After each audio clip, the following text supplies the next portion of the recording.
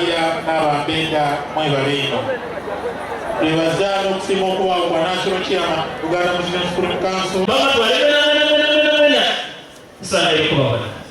Kasera kano. Sesami. Ashekola. Ayi ekiro ekiri ekyaka kiri ku mbeera efaanana nti n'olwekyo bw'ojja n'osaala mirimu gyo okusaddaaka mulimu gwo yakuba nti okutuulako nga jumeewoyire era ng'olaka nti awo mujja kusaalira nga muwulime era ng'olya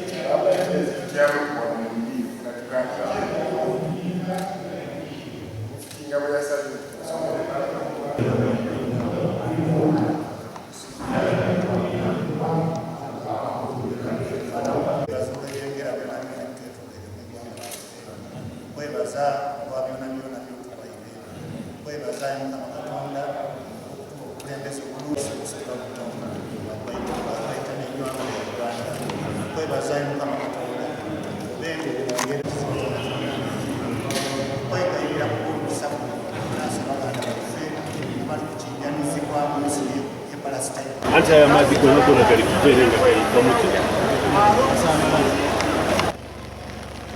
Allahu akbar.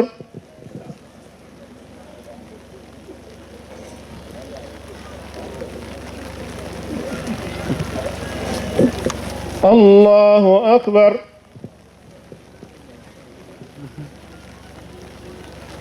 Akbar.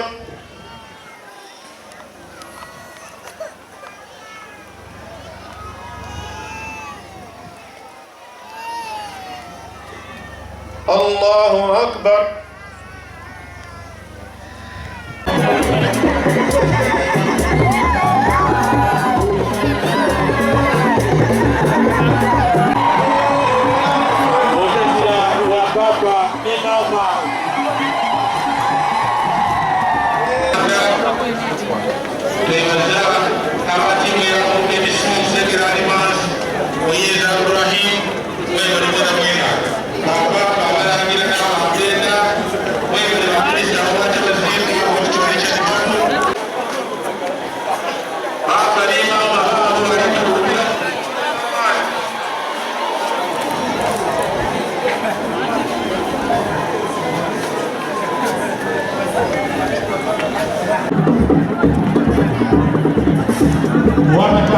Kazi yao baba Masini Afrika okubawo kwa national chairman wa Uganda Muslim Council era omunyesa wa Katikkiro wa Busoga Asooka Protector Dr. Muhammad Sadia okwaniriza mwene mu Kusima Kyabazinga wa Busoga n'inaaba iribantu Papa Kyabazinga tusiima okubaawo kw'abawalawo Right Honorable Justin Kasule Mumba wa Presidency omudioke asili Honorable Mire Babirye Babalanda Mama Kisangaire Local President kubanga nze supervisor wa RDCs Uganda yona nendo okutegeeza nti Busoga yaterera naye tukagirira mu Busoga olwokubanga abantu asembeire kumpiino ne Katonda naye kampitona dona ebibairera ADF bwekitibikaliyo baba so naye okubasaba basaba ne banyawo emirembe gino gyetuli kukuuma egyaleetebwa gavumenti ya NRM wansi w'obukulembeze bw'owekitiibwa retired general Yoweri Kaguta Museveni tusigale nga tukikuuma kubanga twenda emirembe twenda obutebenkevu mwena bwe tweyagaliramu. Islam, we are taught the importance of giving, compassion and empathy. And at MTN Uganda, we value these virtues. The Prophet Muhammad ﷺ exemplified these virtues. During Ramadan, we are reminded about the significance of these virtues. Today we gather here at Igenge to continue a tradition of goodwill and solidarity that has been nurtured between the Busoga Kingdom and MTN Uganda. We are deeply honored and grateful for this opportunity to be part of this noble endeavor which reflects our shared values of unity, compassion and humanity.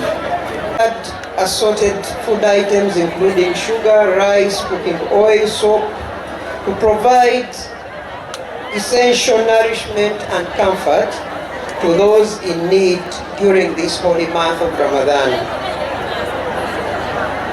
MTN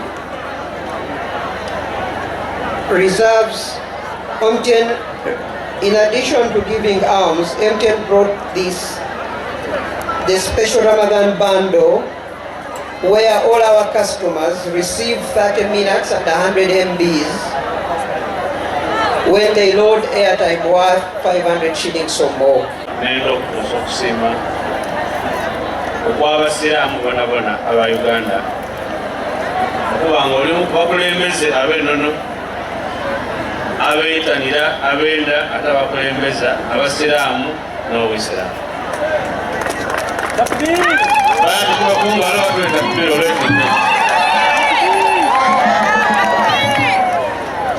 mu byafaayo bingi obukulembeze obw'ennono tibutera inno kusika baigi niyo baye tusika abandi nga tibutera kutusika inno kyakwengumirizaamu nkyeyagaliramu baaba otuleze ate otuleze ng'abaana ab'omunumba oba nga twayenda Busoga Obusoga tuyinza kwenda Obusoga buno bwende buli ayita ki Obusoga tulibasaba mwebaze buli atukolera ekirungi aye mubola ababa tukola ebibi Baba Kyabazinga we balukukiriza n'oyigula olubiri lukola Abasoga ne balubaamu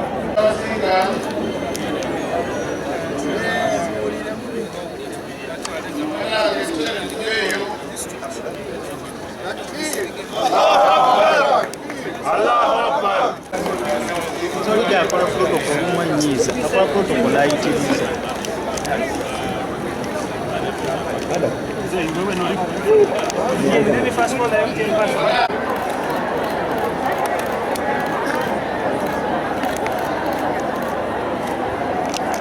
omuntu ow'empisa aba avunaanyizibwa ataleeta ebyenkulaakulana.